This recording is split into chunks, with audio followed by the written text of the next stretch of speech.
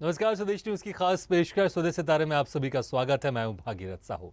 स्वदेश सितारे में आज हम रूबरू होंगे अभिनेत्री नेहा दांडले से। नेहा दांडले हिंदी और मराठी फिल्म और टेलीविजन की जानी मानी अभिनेत्री हैं। टीवी सीरियल मोलकी में नेहा ने अभिनय किया है, एक दमदार भूमिका निभाई है। तो साथ ही नेहा दांडले ने धारावाहिक नागिन 5 में अदाकारी की है, जो कि बड़ा ही लोकप्रिय टीवी सीरियल है। तो वहीं फिल्म एक विलन में भी एक इंपॉर्टेंट किरदार में नजर आई है नेहा दांडले। तो कई विज्ञापन फिल्मों में भी अदाकारी की है नेहा दांडले ने।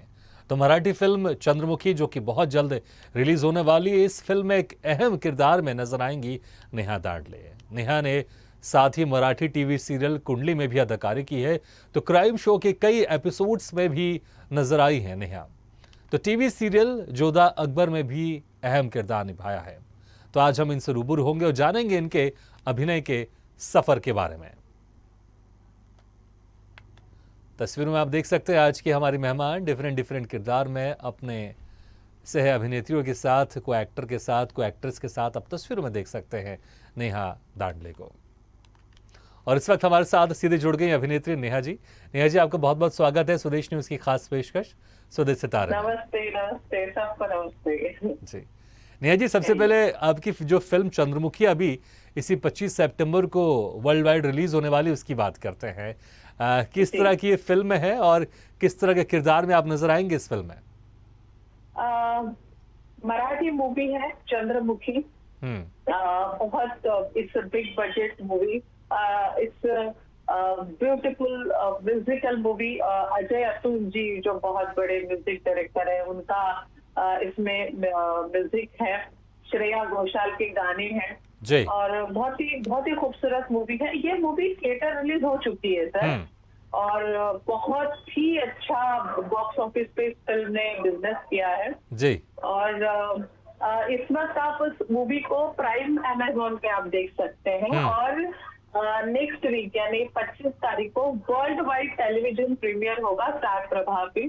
इस फिल्म में मैंने खलनायक की भूमिका की है। क्या बात है। मेरे कैरेक्टर का नाम लालन है और इसे बहुत ज्यादा सराहा गया है। इस कैरेक्टर को बहुत प्यार मिला मुझे। खलनायक का होने के बावजूद लोगों ने बहुत प्यार किया है और भर भर के मुझे मैसेजेस किए लोगों ने। जी। बस पसंद आ रहा है लोगों को। अच्छा, उस मैसेज का जिक्र करना चाहूंगा। वो जो जिस तरह के मैसेज आपके पास आए इस रोल को लेकर, उसमें से कोई ऐसा कोई खास मैसेज जो आपके दिल को छूता हुआ, आपके जो आपने किरदार निभाया उसको लेकर, जो दर्शकों ने या आपके मित्रों ने, आपके परिवार वालों ने आपको कहा हो, कुछ कमेंट या मैसेज? उस किरदार को लेकर बहुत अच्छे आए हैं। हाँ, कुछ ऐसे भी आए हैं कि मैडम आप उसमें भले खलनायिका हो, लेकिन आपने जिस तरह से उस किरदार को निभाया उसके बावजूद आपको देख के प्यार ही आता है। एक अच्छी अदाकारा है आप, तो आपके लिए ऑलवेज रिस्पेक्ट है, बहुत प्यार है, दुआएं हैं। तो अच्छा लगता है क्योंकि मैंने बहुत ज्यादा निगेटिव कैरेक्टर्स भी किए हैं, फिल्म में किया है।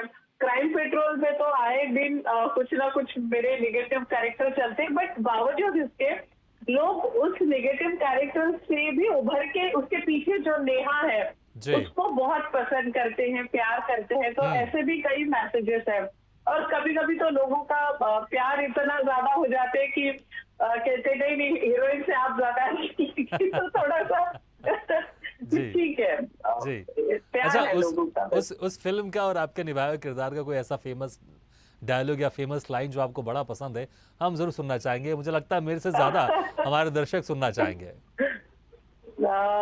इसी फिल्म का मेरा किरदार, इसी कैरेक्टर का एक डायलॉग है मेरा कि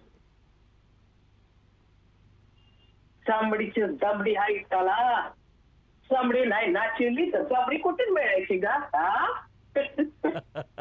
बहुत बढ़िया। जो देखिए, जो अदा थी बड़ी जबरदस्त थी। मुझे लगता है जो मराठी समझते वो इसका मीनिंग भी समझ गए होंगे, लेकिन जो नहीं समझे, मैं चाहूंगा आप उसको मीनिंग बता दीजिए इस लाइन का। उसमें इस तरह का है जैसे ये किरदार जो चलाती है, जैसे एक डांसर होती है जो मेरा कैरेक्टर है लालन। अपने जमाने में उसने बहुत स्टेज पे काम किया है और जब वो एक 35-40 के बीच में आती है तो वो खुद डांस छोड़ के बैठ जाती है सेठानी बन के और दूसरों को नचाती है। अच्छा। तो वो जो हमारी फिल्म की जो हीरोइन है चंद्रमुखी जो हाँ। कैरेक्टर है, वो किसी के प्यार में पड़ जाती है और कहती कि अब मैं किसी को प्यार करती हूँ, अब मैं ये नाचने का काम तुम्हारे थिएटर पे नहीं करूंगी। हाँ। तो मैं उसको समझाती हूँ प्यार से कि देख तुझे लगता है ये प्यार व्यार कुछ नहीं होता है, चमड़ी से दमड़ी यानी तेरा जो स्किन है, तेरी बॉडी, तेरा चेहरा, तेरी कला, इसी की कीमत है। जी। चमड़ी की, ये चमड़ी जो स्किन है, चमड़ी से दमड़ी हाइट कला यानी वो कहते हैं कि अरे इस चमड़ी की कीमत है, हाँ। चमड़ी नाही विकली तर मग तुला काय, अगर तूने अपनी कला नहीं बेची, अपनी खूबसूरती नहीं बेची तो तुझे कोई पूछने वाला नहीं, ऐसा करके उसको जी, बाटले जी। में उतारती है।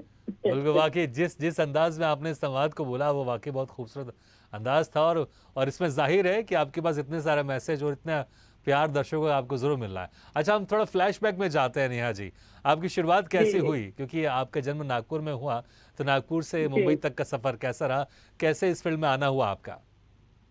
एक्चुअली नागपुर में जब मैंने एजुकेशन किया, साइंस ग्रेजुएट हूँ मैं, प्लस मैं बचपन से एनसीसी में थी, प्री महाराष्ट्र गर्ल्स बटालियन में, जी।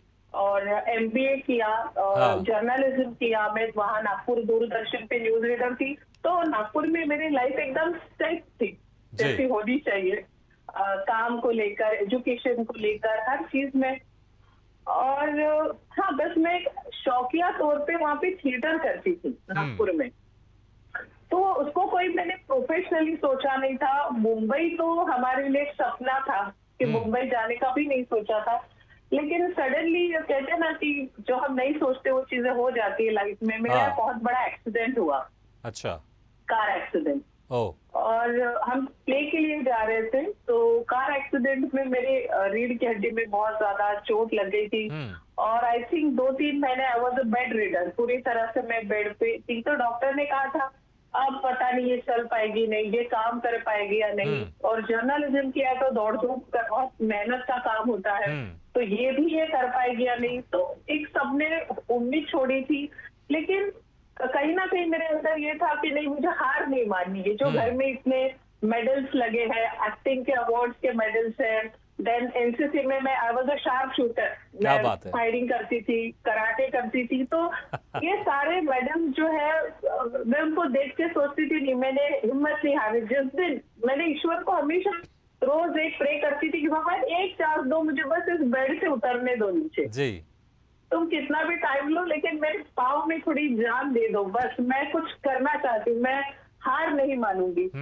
पता नहीं ईश्वर ने मेरी सुन ली, और आई थिंक 2-2.5 महीने बाद मेरे दोनों पाँव में थोड़ी जान आई, और मैं तब बेड से नीचे उतरी, हिम्मत करके खड़ी हुई, और सडनली बस बोलते ना दिमाग मैंने मम्मी से कहा मम्मी मुझे बॉम्बे जाना है, मैं एक्टिंग भी करियर करती हूँ। अच्छा। क्योंकि मैंने कहीं सुना था कि एक्टिंग में संघर्ष तो है, लेकिन जब आप एक्टिंग, जब आप फिल्म या सीरियल कुछ भी करते हो तो आपको एक प्रॉपर वैनिटी या ये दी जाती है, आप रेस्ट कर सकते हो, फिर जी। आप काम करते हो। तो मुझे लगा कि कहीं ना कहीं ये करियर में अगर मेरा कुछ हो जाता है लाइफ में, तो मैं सक्सेस कर जाऊंगी और अपने आप को फिर से उठाऊंगी। तो माँ को कहा माँ चलते हैं, 4 कपड़े बांध लिए सूटकेस में, माँ भी पागल है तो अभी चल भी नहीं पाती है ठीक से। मैंने कहा माँ तू आ रही है तो बता, रही तो मैं जा रही हूँ। तो 4 कपड़े और अपनी माँ को लेकर मैं मुंबई चली आई। लिटरली मैं कहती हूँ जब मैं मुंबई आई तो मुझे नहीं पता था कि यहाँ वेस्ट होता है, ईस्ट होता है, कुछ भी नहीं पता, सिर्फ जज्बा था, हिम्मत थी, मुझे हारना नहीं है, मुझे ये पता था। और मैं सोचती थी कि ईश्वर ने कहीं ना कहीं एक्टिंग की थोड़ी कला दी है, मैं वहाँ पे थिएटर ग्रुप से जुड़ी थी, तो शायद उसका कुछ होगा सोचा हुआ आगे के लिए जी। और बस मैंने मुंबई में स्ट्रगल शुरू किया, एक छोटा सा फोटोशूट किया, पता भी नहीं था मुझे फोटोशूट कैसा होता है, व्हाटएवर, बस इसको फोटो जितने भी थोड़े बहुत जान पहचान के उनको फोटो दिए। सडनली मुझे वहां पे एक प्ले के लिए बोला, प्रोफेशनल प्ले के लिए बुलाया कि किसी को पता चला कि मैं नागपुर से मुंबई आई हूँ, जी। तो उन्होंने कहा प्रोफेशनल प्ले है, करोगी? तो मैंने उनको मेरी प्रॉब्लम बताई कि मुझे ऐसे ऐसे, मैं अभी भी उस दर्द से उभरी नहीं हूँ, क्योंकि मैं तब, मुझे याद है, मैं लोकल ट्रेन से ट्रैवल करती थी और हम्म। मेरी माँ मुझे पीछे से ऐसे पकड़ के रहती थी, कहती मेरी बेटी को ना पीछे पीठ में लगा हुआ है, प्लीज उसको धक्का मत दो, हम्म। क्योंकि आप जाते हैं लोकल जी, ट्रेन में तो बिल्कुल बिल्कुल, बहुत रश उसके रहता है। साथ जाते हैं। हाँ, बहुत ज्यादा struggle, मैं उठ नहीं सकती थी, मैं बैठ नहीं सकती थी, तो हर चीज माँ करती थी। हाँ।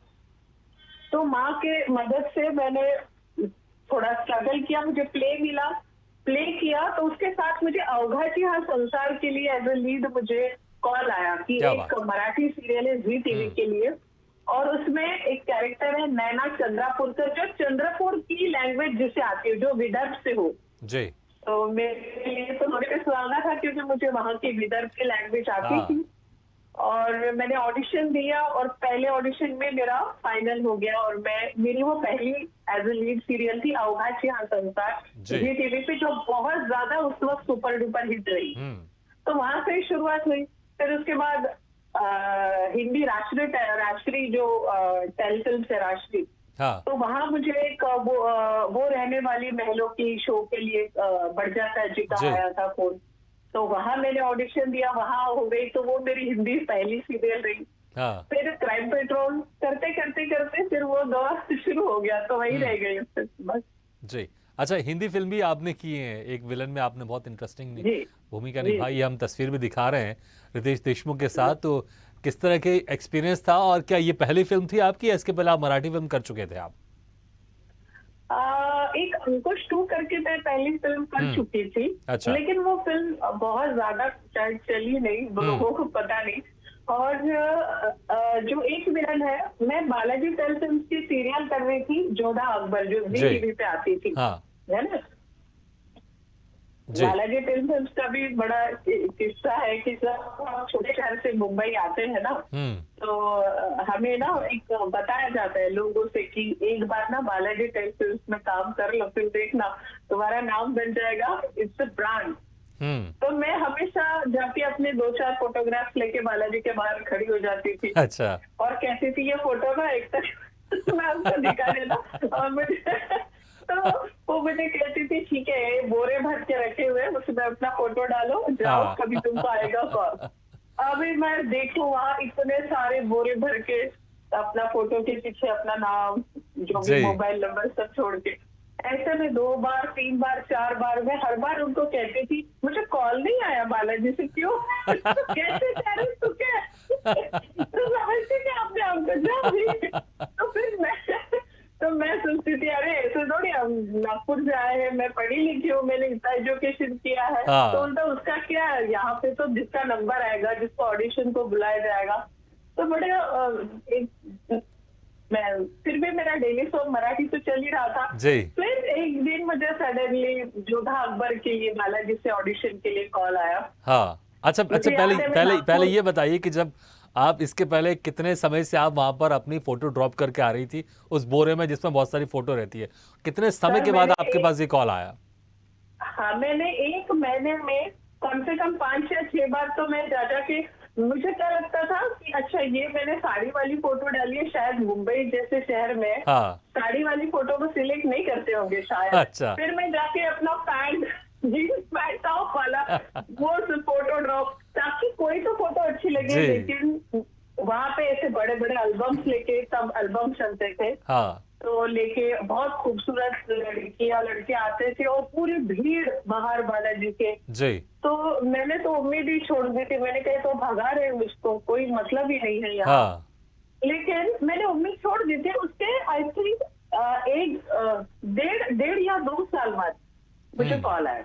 1.5-2 साल के बाद? क्योंकि जब, हाँ, तब तक मैं मराठी सीरियल कर रही थी अवघाची संसार कुंडली, और मैं साथ में क्राइम पेट्रोल भी कर रही थी, अभी जिसके फोटो हम दिखा रहे हैं। जी जी। तो अब हुआ लकीली कि क्राइम पेट्रोल में जिन्होंने मेरा कास्टिंग करते थे, उन्होंने काम देखा होता, तो वो वहां लग गए काम पे बालाजी में, और उन्होंने मुझे कहा कि एक महारानी का किरदार जोधा अकबर सीरियल है, हुमायूं की पत्नी है, तो ये करोगी? मैंने कहा अरे वाह, बालाजी से एटलीस्ट ऑडिशन के लिए कॉल तो आया। जी। एंड मैंने ऑडिशन दिया, और ऑडिशन देके मैं भूल गई हाँ। कि एक मेरे जैसी वहाँ बहुत अच्छी अच्छी नामी गिरामी एक्टर्स आई हुई थी। तो फिर मैं ऑडिशन देके चली गई। उसके 1 महीने बाद मुझे कॉल आया कि आप फाइनल हो चुकी हो। और तब तक जब आया तो मैं नागपुर में थी और मुझे इतनी मैं प्रोफेशनल नहीं थी, तो मैंने कहा अच्छा मैं तो नागपुर में हूँ, शूट कब से करना है? बोला मैम शायद परसों से। मैंने कहा परसों से? तो मेरे को ट्रेन की टिकट निकालने के लिए टाइम लगेगा। क्योंकि वो प्रोफेशनलिज्म नहीं था मुझ जी में। जी जी। तो उन्होंने कहा मैम डोंट वरी, आपको टिकट भिजवाया जाएगा। हाँ। तो पहली बार मैं बिजनेस क्लास में बैठी, मुझे तो खैर जी मुझे टिकट आया कि मैम प्लीज आप परसों आ जाइए, जी। और करजत में एनडी स्टूडियो है, वहाँ आपके लिए गाड़ी आएगी एयरपोर्ट पे और आप डायरेक्ट शूट पे पहुंचिए। हाँ। और बस वहां से बालाजी टेलीफिल्म्स में काम करने का सिलसिला शुरू हुआ। वो सीरियल किया मैंने 1-1.5 साल। उसके अच्छा, बाद पहले मुझे दिन का कसम एक्सपीरियंस तेरी कैसा प्यार था? थी। क्योंकि ये आपका एक सपना था और 1.5 साल के बाद आपको हाँ मौका मिला बालाजी में काम करने का। जब पहले दिन आप हाँ गई शूटिंग में, क्योंकि आपने कहा कि मुझे अभी ट्रेन के टिकट निकालने में समय लगेगा। उन्होंने कहा हम मैडम जरूरत नहीं, हम आपको फ्लाइट की टिकट भेज रहे हैं। और फिर आप फ्लाइट से आप गए, तो पहला दिन जो था बालाजी में शूट करने का, वो कैसा था हाँ। एक्सपीरियंस? देखिए मैं क्योंकि मैं राष्ट्रीय प्रोडक्शन का हिंदी सीरियल कर चुकी जी। थी, तो मुझे पता था कि हिंदी कैसे होता है। लेकिन हाँ।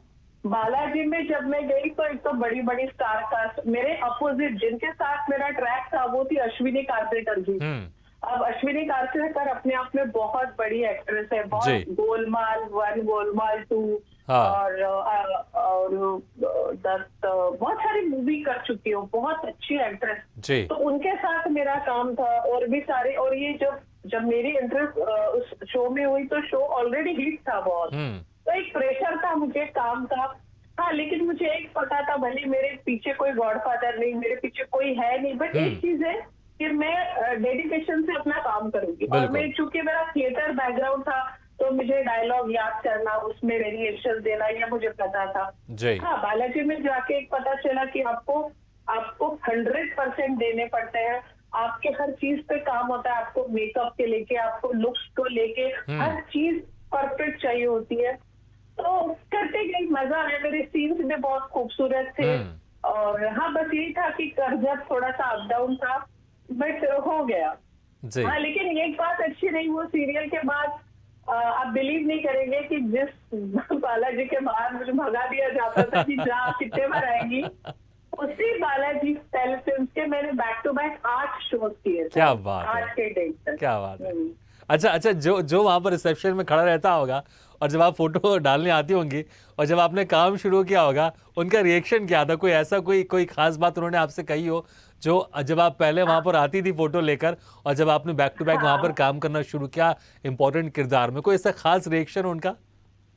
हाँ, नहीं, क्या होता है ना कि जब हम एकदम नए होते हैं ना, हाँ। और जब हमारी पर्सनालिटी कुछ और होती है, और जब हम काम कर चुके जी। हैं तो हमारा कॉन्फिडेंस, हमारा जो ड्रेसअप, हाँ। सब कुछ। और जब मैं जाती थी तो मैं ऑटो रिक्शा से वहां जाती थी, अब मैं जाती हूँ तो कार से जाती हूँ। एक जी। जो मौसी थी मुझे हमेशा टोकती थी, वो मौसी मुझे आज भी कभी दिखती है जब मैं डबिंग वबिंग हाँ। के लिए जाती हूँ। तो मेरी फ्रेंड से भी कहा ये मौसी है, मुझे मन करता है कि मैं उससे कहूँ, वो बूढ़ी हो चुकी है, कि देखो वो मैं ही हूँ जो अभी तुम्हारे यहाँ आती है। बट मैं सोची नहीं, वो अपना काम करेगी, बेचारे के बिल्कुल। लिए तो ऐसे मेरे जैसे न जाने कितने एक्टर्स वहाँ आते हैं अपने बिल्कुल। सपने लेके। जी। तो वो अपना काम कर रही थी। अब ये डेस्टिनी है, मतलब मैं हमेशा कहती हूँ कि अगर मैं एक नागपुर जैसे छोटे शहर से आके हाँ। आज इतना काम कर सकती हूँ, तो कोई भी कर सकता है, बस हार्ड वर्क के लिए पीछे मत नहीं, हटो, लेकिन उसके लिए वो डेडिकेशन dedication। चाहिए, जो डेडिकेशन Yes। आपके अंदर, उसके लिए वो टैलेंट चाहिए जो टैलेंट आपके अंदर है। क्योंकि इतना सारा काम, सिर्फ मुझे लगता है कि आपके अंदर ये चीज़ अगर नहीं है तो फिर आप चाहे 4 साल ले लें, चाहे 10 साल ले लें, मुंबई में आपको काम नहीं मिलेगा। और आप जी नागपुर से जी जी सीख कर भी आई थी, क्योंकि नागपुर में आप ऑलरेडी वहाँ पर थिएटर कर रही थी। अच्छा, मैं एक विलन का जी। जिक्र कर रहा था मैं, तो एक तो इसमें हाँ कैसा हाँ। किरदार था आपका, ये फिल्म थी आपकी, और कोई हम आपसे कोई हिंदी संवाद भी सुनना चाहेंगे, चाहे वो टीवी सीरियल का हो या फिल्म का हो, जो भी आपको मनपसंद है, या फिर जो भी मनपसंद लाइन आपको लगती है, या फिर कुछ याद है तो आपको। नहीं, ऐसे देखिए, जहाँ तक टीवी सीरियल्स है तो उसके तो एक दिन में हम कितना जाने कितने सीन्स कर लेते हैं। हाँ। वहाँ पे एक पर्टिकुलर किसी एक डायलॉग पे हम अटक के नहीं रह सकते क्योंकि वहाँ फुटेज का इश्यू जी होता है। नहीं, लेकिन मैंने कभी कभी टीवी सीरियल में देखा है कि कैरेक्टर के कुछ संवाद ऐसे रहते हैं जो एक तरह से हाँ। क्लीशे हो जाते हैं, उनके तखल्लुस हो जाते हैं, जो अक्सर वो रिपीट करते हैं। वो तो कोई ऐसा कोई किरदार में कोई ऐसा संवाद जो अक्सर आप उसको रिपीट करते हो? नहीं सर, क्या होता है, आपका सवाल तो बहुत अच्छा है। हाँ। लेकिन मैं बैक टू बैक, आप बिलीव नहीं करेंगे, एक तो कैसा था कि मैं एक दिन में 3 सीरियल करती थी। क्या बात है! और जी। अब ये जब मैं चंद्रमुखी फिल्म कर रही थी, हाँ। उस वक्त लॉकडाउन का टाइम था। और लॉकडाउन के टाइम पे हम लोग जो चोरी छुपी थोड़ा वो शूट कर लेते जी। थे। और महाराष्ट्र में कम हो गया था, शूट नहीं कर सकते। हाँ। उस वक्त मैं, आप बिलीव नहीं कि मैं नागिन सीरियल कर रही थी। अच्छा। और उसके बाद मैं गोवा में जाके बोलकी सीरियल का शूट करती थी। क्या बात है! गोवा से महाबलेश्वर वाई भोर में आके मैं चंद्रमुखी शूट करती थी। चंद्रमुखी का शूट खत्म करके बाय कार में फिर मुझे लगता मुंबई है कि आती थी। लॉकडाउन में उस वक्त तो बड़े बड़े फिल्म के सुपरस्टार भी इतना काम नहीं कर रहे होंगे जितना आप काम कर रहे थे। जी, तो ऐसा तो जी। कभी कभी बहुत बार ऐसे होता था सर कि इसका डायलॉग उसमें, उसका डायलॉग नहीं, बिल्कुल मैं हाँ। बिल्कुल समझ सकता हूँ। लेकिन आप इतनी मंझी अभिनेत्री हैं कि आपको ज़्यादा समय नहीं लगता होगा एक कैरेक्टर से दूसरे कैरेक्टर में जाने में। अच्छा, एक बहुत सारी हाँ, तस्वीर तो हम दिखा ही रहे हैं आपकी, लेकिन एक तस्वीर दिखा रहे हैं सिद्धार्थ शुक्ला के साथ। सिद्धार्थ शुक्ला एक ऐसे जाने माने व्यक्ति हैं जिनको बहुत प्यार मिला, दर्शकों का बहुत प्यार मिला पूरे देश से, लेकिन इत्तेफाकन एक ऐसी अनहोनी घटना घटी कि अब वो इस दुनिया में नहीं है। तो मैं ज़रूर जानना चाहूँगा कि वो किसी सीरियल की फ़ोटो थी या आप ऐसी अनऑफिशियली या बिना शूटिंग के मुलाकात थी, लेकिन कब की वो फोटोज है? ज़रूर जानना चाहेंगे सिद्धार्थ शुक्ला के बारे में, और कुछ आप सर, बताएं उनके बारे में। मैं उनके साथ बालिका वधू सीरियल कर रही थी सर। जी। बहुत हिट सुपरहिट सीरीज थी। जी। उस सीरियल में मेरा ज्यादा तो किरदार नहीं था, मैं 6-7 महीने थी बालिका वधू में। और उसी उनका भी वो पहला शो था सिद्धार्थ का। और वो मेरे काम से बड़े हमेशा खुश कहते थे कि नेहा तुम बहुत अच्छा काम करती हो। मेरे कुछ ऐसे जो मेरे एपिसोड थे उसमें 3-3, 4-4 पेजेस के कुछ मोनोलॉग्स मतलब बोलने थे। यानी पूरी फैमिली खड़ी और मैं बोले जा रही हूँ तो हमेशा वो साइड में एक कॉर्नर पे आके ऐसे क्लैप करते थे और मुझे मेरे काम का अप्रिशिएट करते थे। और मैंने उनका देखा कि वो अपने काम को लेके बहुत डेडिकेटेड थे, बहुत अपनी पर्सनालिटी, अपने लुक्स को लेके। और मैं एक्टिंग के सिवा ज्यादा लुक्स पे ध्यान देने वाली नहीं थी। तो मुझे बताते थे नहीं ये खाना चाहिए, वो नहीं खाना चाहिए, जिम ऐसे करना चाहिए। मुझे बोलते ना हेल्थ टिप्स दिया करते थे, पाइनएप्पल खाया कर। तो ऐसे करते करते हमारी बहुत अच्छी दोस्ती रही। सीरियल खत्म होने के बाद भी, इवन अभी जब वो बिग बॉस जीते तब तक हमारी काफी बातचीत होती थी। लेकिन बिग बॉस के बाद वो बहुत ज्यादा बिजी हो गए तो थोड़ी बातचीत कम हुई। हाँ, लेकिन मुझे याद है जब मैं कोई अच्छा सीरियल उस वक्त कर रही हूँ तो वो सेट पे आके मिलते थे और अच्छी बातचीत होती थी। बहुत ही अच्छे इंसान थे जी। लेकिन बिल्कुल, वाकई दुख तो पूरे देशवासियों को है कि जिस तरह से उनका एक आकस्मिक निधन हो गया, उनको इस दुनिया से जाना पड़ा। लेकिन हाँ, वो जो प्यार है उनके लिए पूरे देशवासियों को वो हमेशा बना रहेगा। अच्छा, आपके अपकमिंग कौन कौन से प्रोजेक्ट हैं हमारे दर्शक जरूर जानना चाहेंगे, और किस किस फिल्म में और किस किस सीरियल में आप इंटरेस्टिंग किरदार में दिखाई देंगी आप? इस वक्त तो ना उम्र की सीमा हो मेरी सीरियल इस वक्त चल रही है। और 2 फिल्म्स कर रही हूँ सर मैं। 2 मराठी फिल्म्स कर रही हूँ जो अभी जिसका प्राइमरी स्टेज पे है। और एक मैं रिवील नहीं कर सकती, लेकिन एक बहुत बड़ी प्रोडक्शन हाउस है, बहुत बड़ा नाम है। तो उनके साथ एक मेरी फिल्म के लिए मैं काम कर रही हूँ जिसके वर्कशॉप्स अभी चल रहे हैं। अभी हम लोग ऑन फ्लोर गए नहीं है। ये फोटो यही ऐसा ही किरदार है बॉब का। तो अच्छा, आपने शुरुआत में जिक्र भी किया कि आपने पुलिस की ट्रेनिंग भी ली थी आपने, तो ये क्या ये एनसीसी वाली ट्रेनिंग थी या फिर कोई इसकी आपने अलग से पुलिस की ट्रेनिंग ली, और या फिर आप पुलिस में जाना चाहती थी आप? तो फिर क्या था वो, किस तरह की ट्रेनिंग थी वो? सर, एक तो मैं एनसीसी में थी, मैं 8th स्टैंडर्ड में थी, तब से लेके 4 साल आगे मैं एनसीसी में थी 3 से 4 साल में सीनियर अंडर ऑफिसर थी जी। 3 महाराष्ट्र गर्ल्स बटालियन में बेस्ट कैडेट थी और मैं दिल्ली में आरडी परेड के लिए महाराष्ट्र को रिप्रेजेंट करती थी। क्या बात है, बहुत। मैं दर्शकों को बता दूं, बड़ा मुश्किल होता है आरडी परेड के लिए सेलेक्ट होना एक एनसीसी कैडेट का, क्योंकि पूरे देश भर से शायद 35 या 40 लोग होते हैं जिनका साल भर में Right. सिलेक्शन होता है रिपब्लिक डे परेड के लिए। राइट। सी सर्टिफिकेट पास हूँ मैं। जी। सी सर्टिफिकेट मिलना भी बहुत मुश्किल होता है। बिल्कुल। बट मेरे नाना जी थे, मिलिट्री में थे, तो बचपन से मैं उनकी वॉर की बातें सुनती थी और मेरा जी। बहुत मन था कि मैं वॉर के लिए एनसीसी में ही गई थी। हाँ। लेकिन जब मेरा एनसीसी खत्म हुआ तो पता चला उस वक्त, अभी तो जाने देते, महिलाओं को वॉर पे नहीं जाने देते, उनको ऑफिशियल वर्क रहता। तो मैंने जी। कहा उनको ऑफिस में नहीं बैठना है, मुझे वॉर पे भेजो।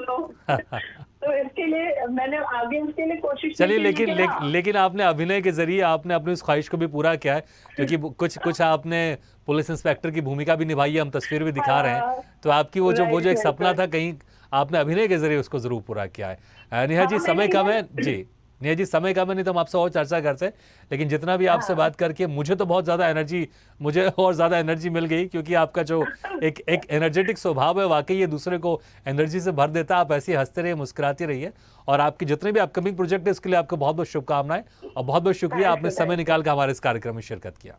Thank you so much. बस ऐसे ही प्यार और सम्मान देते रहिए। Thank you very much once again Neha ji, हमारे साथ जुड़ने के लिए। तो स्वदेश सितारे में आज हम रूबरू हुए अभिनेत्री नेहा दांडले से। अगले बार हम फिर किसी शख्सियत से मुलाकात करेंगे, तब तक के लिए दीजिए इजाजत। लेकिन खबरों का सिलसिला लगातार जारी है, आप देखते रहिए स्वदेश न्यूज, सबसे पहले देश।